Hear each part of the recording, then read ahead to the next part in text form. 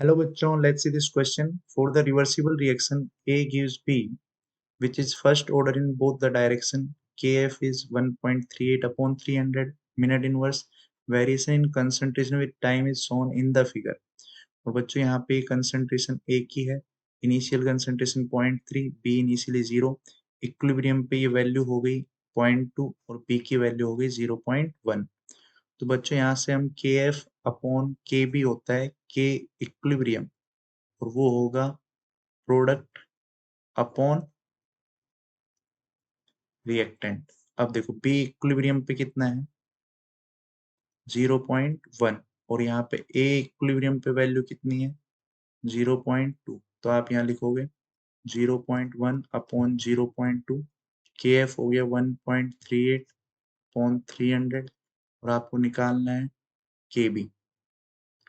के बी यहाँ से आ जाएगा बच्चों 1.38 इंटू 2 अपॉन 300, तो ये हो जाएगा 2.76 अपॉन 300।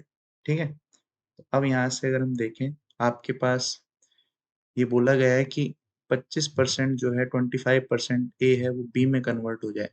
ठीक है, तो आप यहाँ पे क्या लिखोगे, फॉर्मूला जो होता है पैरेलल रिएक्शन रिवर्सिबल रिएक्शन के लिए जो फॉर्मूला होता है, रिवर्सिबल रिएक्शन के लिए फॉर्मूला होगा ए से बी में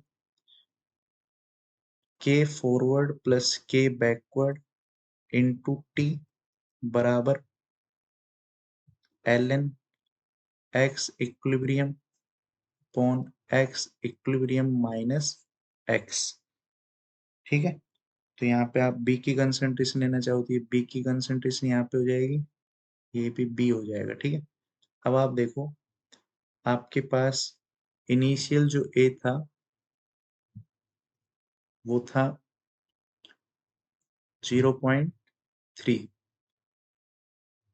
फिर आप लिख रहे हो 0.3 माइनस 0.3 अल्फा और बी की वैल्यू आ रही है 0.3 अल्फा। तो अल्फा आपको दे रखा है 25% यानी 0.25। तो ये बी की वैल्यू जो है एक्स जो यहाँ पुट करना है वो आ जाएगी बी की value 0.3 into 0.25।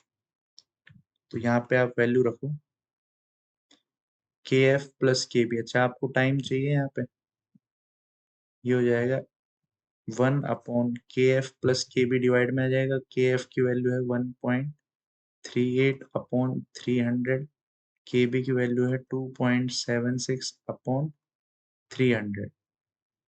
L N B की इक्विलिब्रियम वैल्यू है 0.1, एक्स इक्विलिब्रियम वैल्यू बी की जो है वो है फिर से 0.1 लिखनी पड़ेगी यहाँ पे और ये एक्स वैल्यू लिखनी पड़ेगी 0.3 इंटू 0.25। ठीक है, अब आप ये यहाँ पे सोल्व करोगे तो ये जब सोल्व करोगे यहाँ पे टाइम आ जाएगा 300 तो ऊपर चला जाएगा और इसको जब आप लिखोगे तो ये जाएगा